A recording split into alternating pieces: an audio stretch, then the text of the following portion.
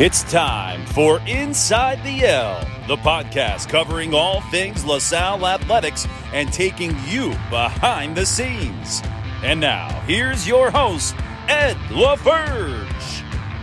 Welcome back to Inside the L, the podcast. It's episode 11 already. This one's presented by our friends over at Kitchen World. We appreciate them for their continued support of LaSalle Athletics. Be sure to subscribe, leave a review on Apple Podcasts, follow us on Spotify, and subscribe on YouTube by searching LaSalle Athletics on all three platforms. Our regular listeners know the drill by now. Get the housekeeping out of the way in the opening. We're going to have a fun episode on hand for you this go around with Brian Quinn, our Senior Director of Development for Athletics. He's going to join us, talk about the university's 8th Annual Day of Giving coming up on March 23rd, amongst other, a couple other topics as well. On our alumni spotlight, we're going to be joined by women's rowing alum Andrea Bonaccorsi. She's going to chat with us about her experiences at LaSalle and some things she's done post-graduation. We're going to jump right into things. Brian Quinn, he's our Senior Director of Development for Athletics. Brian, thanks so much for joining the podcast. How are you and the family doing? Ed, we're doing great. Thanks for having me today. I really appreciate you taking the time to do this. Yeah, we're excited to have you and talk about, Day of Giving and some other opportunities and societies and groups that we have, established in athletics. But, before we really get into the nitty gritty of things, could you explain for our listeners exactly what the development branch of athletics is? What's the goal of your office and, what does a typical day-to-day look like for you? Sure. So athletic development is a nice way of saying alumni re-engagement and fundraising. And our job, it's myself and Cale Beers, is to talk to our alumni, our fans, our supporters, friends and families of the athletes to get them to invest in the athletic programs of their choice. So we can hopefully have some good support for whether it's basketball or rowing or track or whatnot. So we're able to operate our programs and then in certain instances as well, enhance them. And so, when folks give and donate, what are ways that, they enhance the overall experience for our student athletes? Sure. So we actually have a couple of different ways to do that. And we don't have it for every sport at the moment, but we've just started it over the last couple of years where people can give to different accounts that are set up purely for enhancement. So the last few years, we've done the men's basketball leadership giving societies. That is for our higher level donors at the $50,000 a year level, $25,000 a year level, and the $15,000 a year level. Those are the Tom Gola, Michael Brooks, and Kenny Durrett societies. And those are funds that are brought into the university that are used for truly enhancements. So it's for the extras. And it's stuff like for the men's team, charter flights, getting them to and from, St. Bonaventure, getting them to and from Dayton or St. Louis, a few other areas. And it's used for other stuff. We have a few other alums that have given. Unfortunately, last year, we were going to have a summer tour in Canada for basketball. Had to be postponed for COVID. We're not going to do it this year, but when that happens, that was funded by a donor, by outside sources. That's not something the university is going to fund. And we're going to do that for other sports as well as the funding comes in. We've started rowing, a foundation this year. We call it the Salle Rowing Stewards Foundation. We took a lot of time to set this up. And we researched what other rowing programs are doing across the country. We've seen what Drexel has done with their rowing program recently here in the city of Philadelphia. We looked at the Big Ten, where our coaches come from. We looked at Washington, which is a historic program, and looked to see what we could do with an alumni group that could really move our program forward. So we've come up with this Stewards Foundation, and we have an executive committee level, and Andrea is one of our committee members, and we're pleased to have her. Right now, we've started it. We have 12 members, and we're going to cap it this year at 15, kind of pause at the end of the year to see what it looks like, to see if we want to go higher. But we want to have these folks really help us with advice, with their skills and their talents. And they're going to help us with a fundraising effort later on with rowing equipment, and then later on a boathouse potentially. So we're really excited for those two. And then we have some other stuff. We're going to start this with track. There's the Torpy fund, which helps with kind of special projects. In fact, today it's helping to fund sending our runner to the nationals, to the NCAAs, with Luke running out there after winning the A10. So that sort of stuff, that's not budgeted year to year. That's stuff that we have to have ready for opportunities like that. But we're going to be doing some other things with track in the future for other special opportunities, equipment needs and whatnot. And then we're going to do something here really soon with the young alumni. And that's going to be based around alumni that have been out of LaSalle 10 years or less. So they feel invested. We're going to be doing some mentoring with them and the current student athletes in the coming months and a few other things, but that's going to be getting kicked off here pretty soon. So we've got a lot of these enhancement funds that are different from the day-to-day operational funds. And now, Brian, if I'm an alum looking to give or get involved, listening to the podcast here, what are ways that I could become part of maybe one or two of these societies if I wanted to? Sure. You can always contact me or Cale Beers. You can check out the website. You can talk to one of the coaches and they'll put us in touch with you. So there's any number of ways, or contact somebody in the athletic department that the website, it has a good deal of information on these things, or will soon. And that'd be the way to do it. Cool. Obviously we prefaced it a little bit. Big day coming up next Tuesday. It's the university's 8th annual day of giving. What message would you like to get across to our listeners? We need everybody's help and support. And it doesn't matter what size of the gift that people are able to make. We want people to be able to be supportive of their team, their program at a level that makes sense for them. We know, what the last year has looked like. And for some people, it's actually been great in terms of finances, and others, it's been a lot tougher. But the more alumni and supporters that are involved, the stronger our teams are going to be, because it really does have a direct and immediate impact on our teams when people give.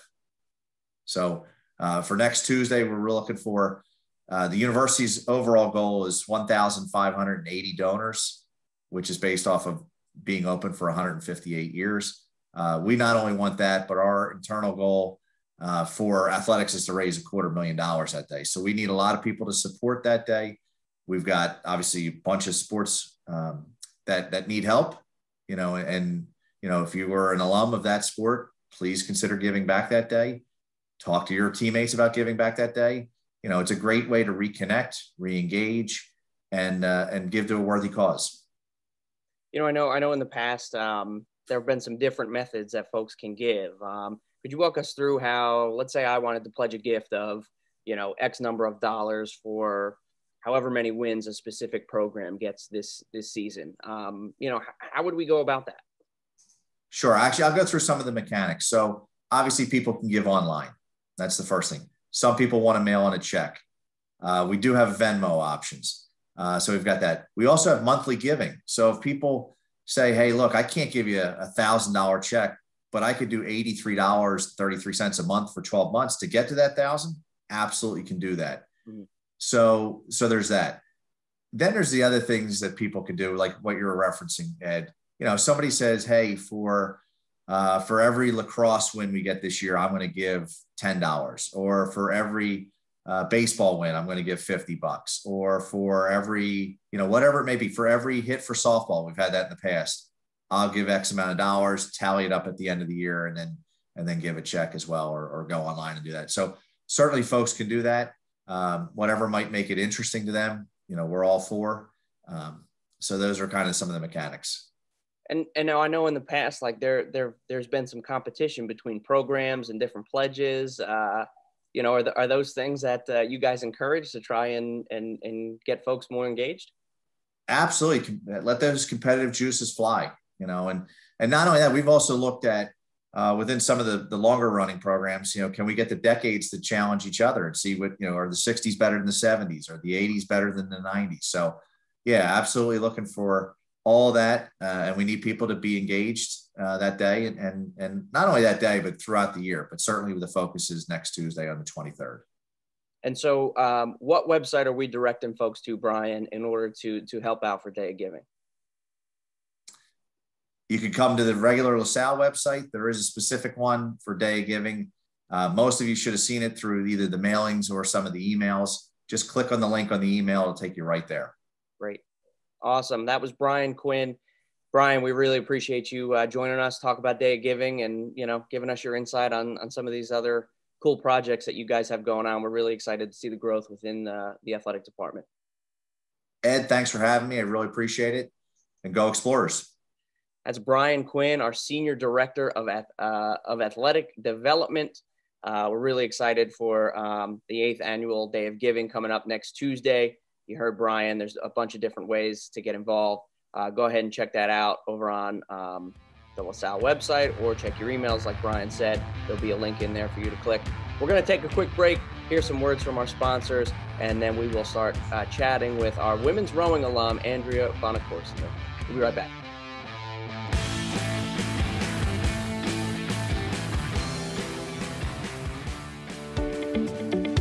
Sports are back, and at LaSalle, they truly are something special. And boy, come game day, we take it to the next level.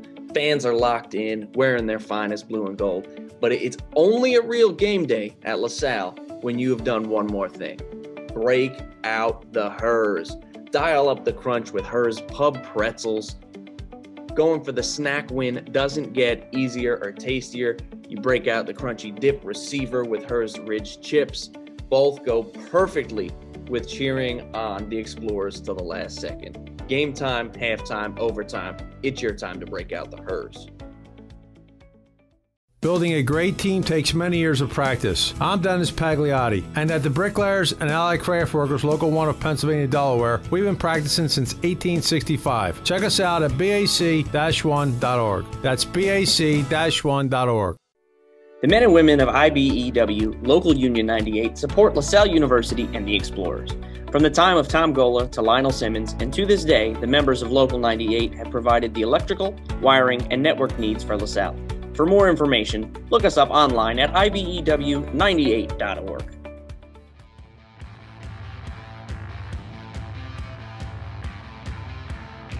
All right, we're back on Inside the L, the podcast. I'm your host, Ed LeFurge, and we're jumping to our alumni spotlight segment presented by iPipeline. And we got a really cool alumni joining us. This is Andrea Bonaccorsi. She was a 89 graduate of LaSalle. She was on the women's rowing team, and she's got a cool story. We're going to talk about it a little bit with her. But Andrea, thanks so much for joining us. How are you, and how's your family doing? You're welcome. It's great to be here, and we're all great. Yeah, I live in Seattle, and so we have a typical Monday here, with, people at work and at school. I have 2 kids that are still at home. I have one that's off at college. And so pretty typical day here. Yeah.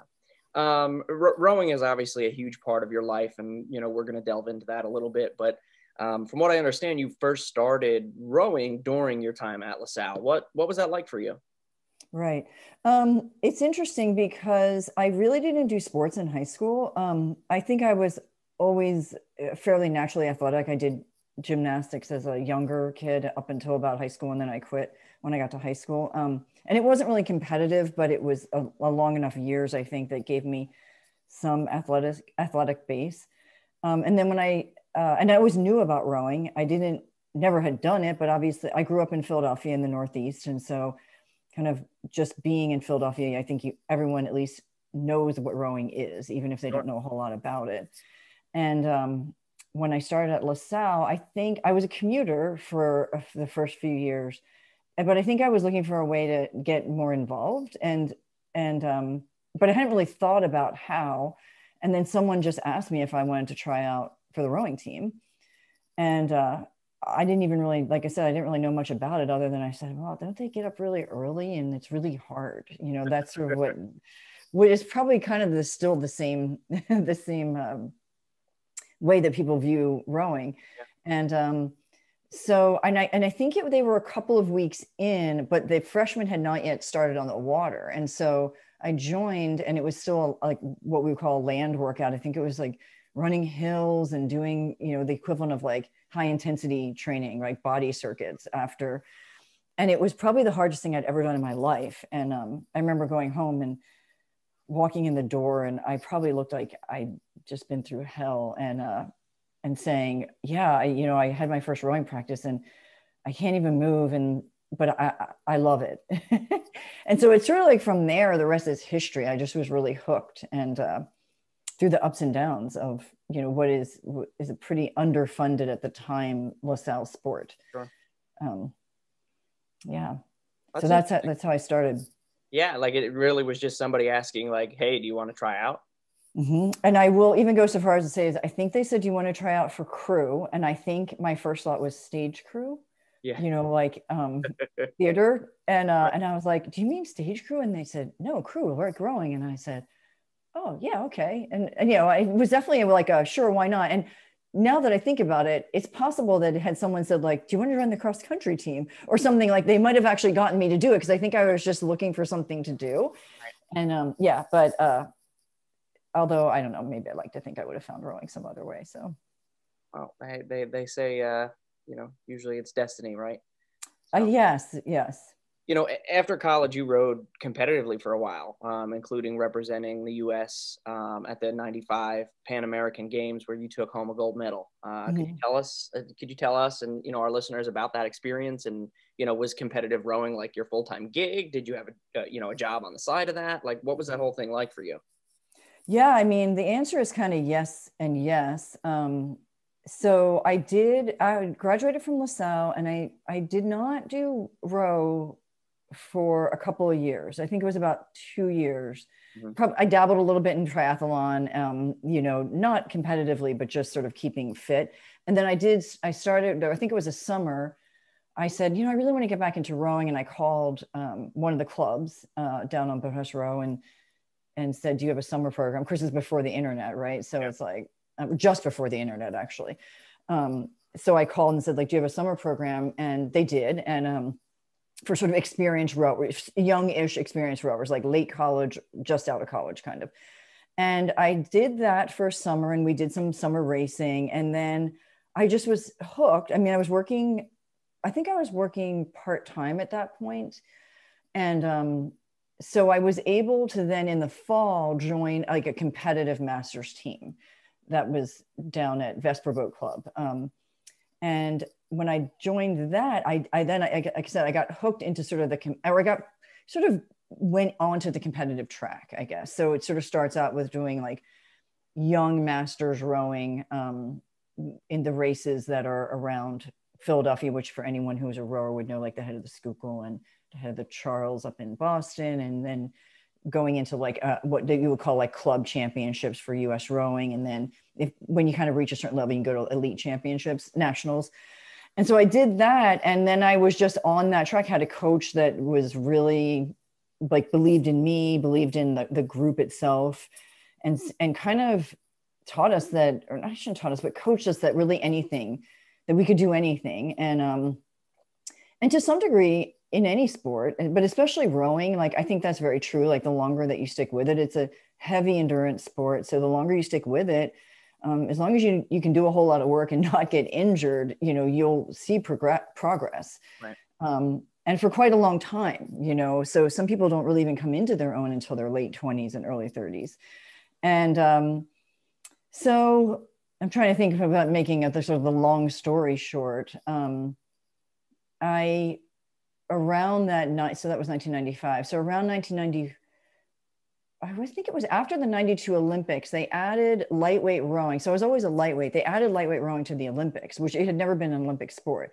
And for women, it was a double. So 2 people make the Olympic team. So at some point I sort of got it in my head, like, I'm going to shoot for this double. And I knew it was a long shot to ever make an Olympic team, but obviously like, putting in the work and sort of all the steps in, up to that would be just as potentially fulfilling. Sure. So, being really competitive at the national level and possibly at the international level, even if it wasn't an Olympic spot. And so, yeah, I continued to train. And that also meant moving from sweep rowing onto sculling. So sculling is a 2-oared sport, typically singles, doubles, and quads, and is what you see out there. So yeah, in around 1994, I sort of said, okay, well, I better start this sculling thing if I want to be a good sculler and be in the mix. And so I did that. I moved wherever I needed to move to get to wherever the US team was training. So that meant first Georgia, and then a little bit of time in Tennessee. And then I was able to go to a camp and then make that Pan Am team basically that year. And that was in the women's quad, so the 4-person boat.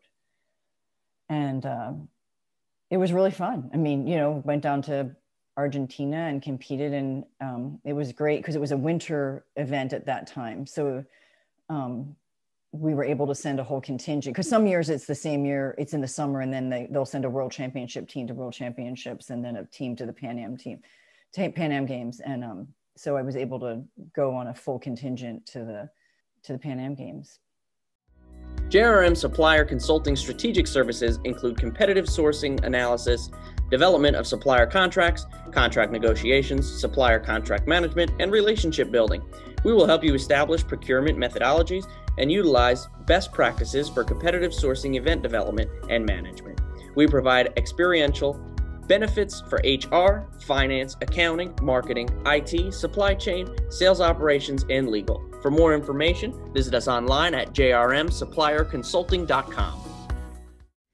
Since 1974, Chiron Environmental Design has provided the highest quality landscape design and build services at the most cost-effective prices. Located in Plymouth Meeting and 4 regional offices throughout the greater Delaware Valley, Chiron Environmental Design is prepared to offer professional design, build, and maintenance services to address a wide range of landscape design needs. Chiron maintains specialty divisions in golf, sports, civil engineering, and interiors. To learn more, check us out today at chirondesign.com. LaSalle fans, are you looking for something to get embroidered or imprinted? If so, let Campus Clothes help you get the look.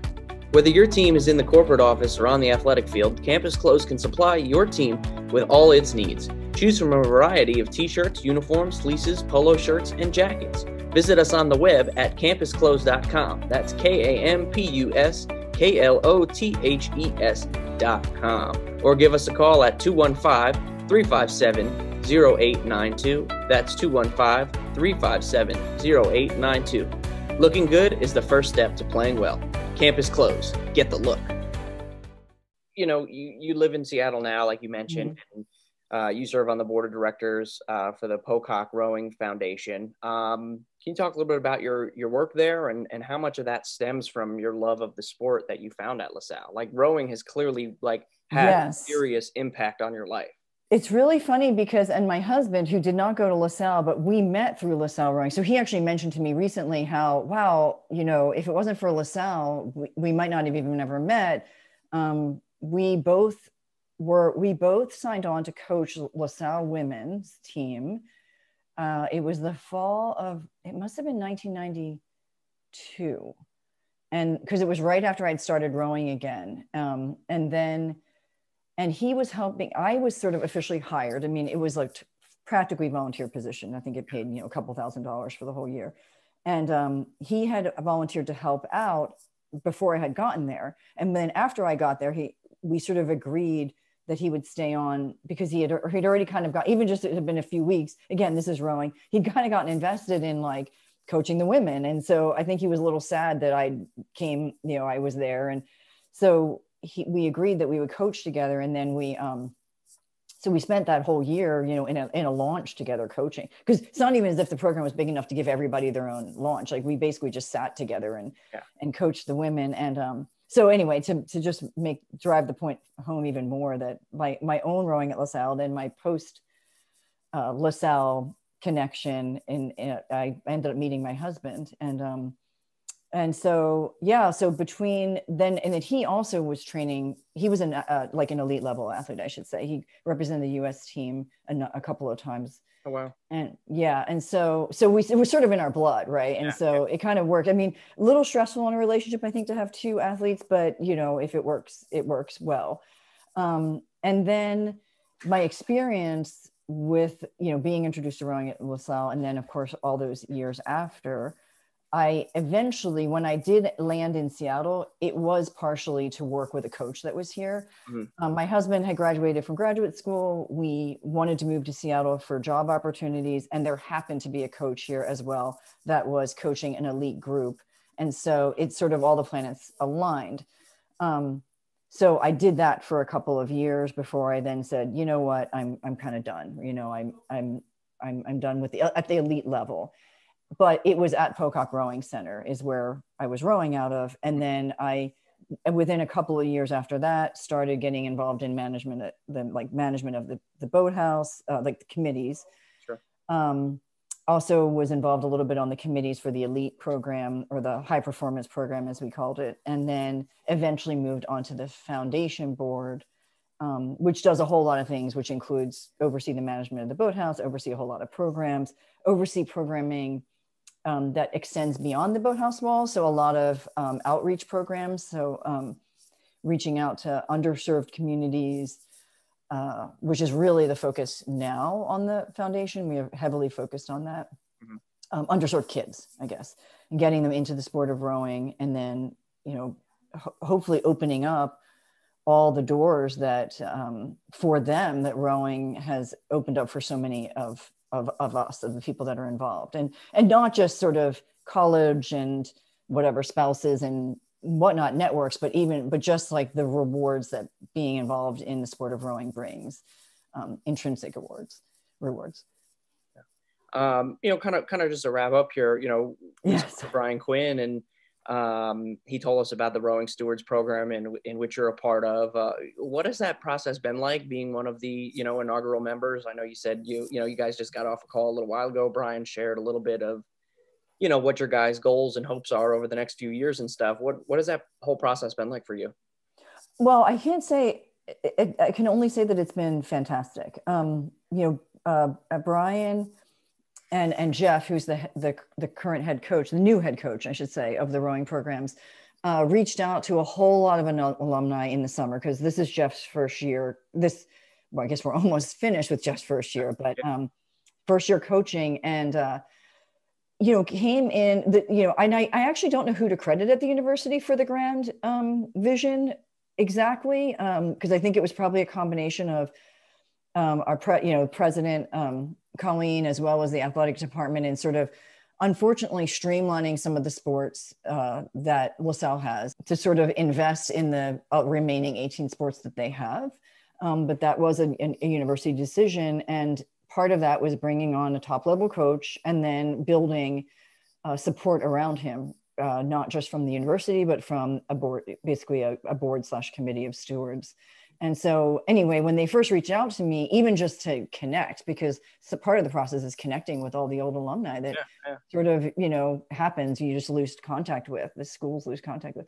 And so that was super exciting, even just to meet him via Zoom, unfortunately. And learn about him and learn about the vision for the program. And of course, I can't even contain my excitement for the whole thing, because I just love the idea. I mean, even if they achieve half of sort of the goals, I think it would be a huge success. And so as soon as I heard that there was going to be a stewards, you know, I didn't even know about that at first. You know, I said, okay, what do I need to do to be involved? And they were like, don't worry, like, we want you involved. But I was a little bit like, you know, calling and saying like, you know, count me in, please.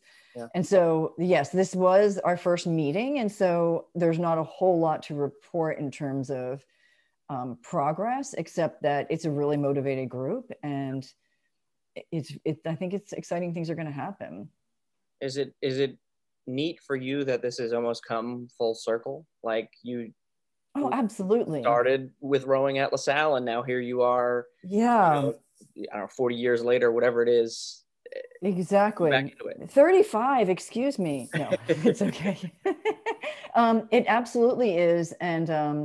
And I really felt strongly that, even though I realized, I mean, this is not, you know, we're not hired by the university, but the idea that I could have a little bit of influence, and frankly, even just have an ear to what's going on, I was super excited about. And even to bring it more full circle, I have a daughter, my middle daughter is a rower, and she's going to be coming to Philadelphia to row, not for Lasalle next year, but a different college. But, I just really felt like it has come full circle that I'll be like back at being able to watch races on the Schuylkill or, and even if it's not me. Yeah. Little bit of nostalgia there for you, I'm sure. Totally. Yeah, totally. So, I mean, and then it's nice because my kids have, been visiting Philadelphia since they were wee ones, and just getting drugged to Boathouse Row and being shown all the boathouses. So it's super exciting. Well, Andrea, listen, thanks so much for giving us a little while. We really appreciate, chatting and talking about the course that your life has kind of gone over the years, and how big a part of, Lasalle and rowing has been of that. Thanks, Ed. I really appreciate it. And I look forward to listening to the podcast. Yeah. That's Andrea Bonacorsi, an 1989 graduate of Lasalle. She was a women's rower here. Really exciting stuff going on with that program. And, she talked about head coach Jeff Garbett and his vision and the different things that are going on with this program. So we're excited to see where they go. That's going to do it for this episode. We appreciate everybody tuning in. I'm Ed LeFurge. We'll catch you again in 2 weeks here on Inside the L, the podcast. Thanks for listening to Inside the L, the podcast. Go Explorers! In today's economy, good financial advice is critical. That's why it's important to work with a team of dedicated financial advisors committed to listening to you, understanding your concerns, and helping you make sure all aspects of your financial life are aligned. At Crow Wealth Management at UBS Financial Services, we strive to provide advice tailored to your individual circumstances and all you'd like your wealth to achieve. Talk to us about how we can help you embrace your financial future with confidence. Reach out to Chris Crow at 609-677-2243. It's time to get a health plan that's perfect for times like this. A plan that has you covered for free doctor visits 24/7 with telemedicine and more. Get the plan more people choose than any other. Call 1-855-251-3131 today to get an Independence Blue Cross plan. Peter Bucksbaum founded Philadelphia Mortgage Company with one goal in mind: to help people make smarter, better informed financial decisions when looking to purchase a home. With 40 years of experience and well over 10,000 clients served, PMC is committed to providing financial solutions and guiding individuals through the mortgage process. For your mortgage need, call Peter Bucksbaum at 215-740-8999 or visit philadelphiamortgage.com.